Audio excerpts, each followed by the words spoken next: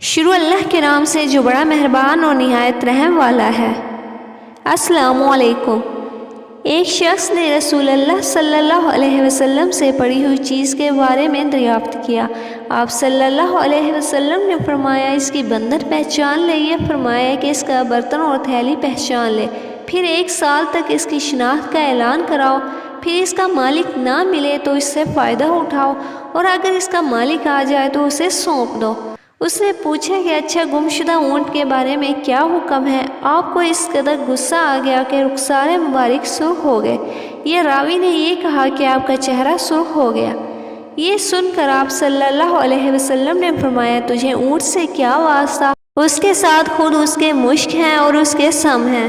وہ خود پانی پر پہنچے گا اور خود پی لے گا اور خود درخت پر چرے گا، لہٰذا اسے چھوڑ دو یہاں تک کہ اس کا مالک مل جائے۔ اس نے کہا کہ اچھا گمشدہ بکری کے بارے میں کیا ارشاد ہے؟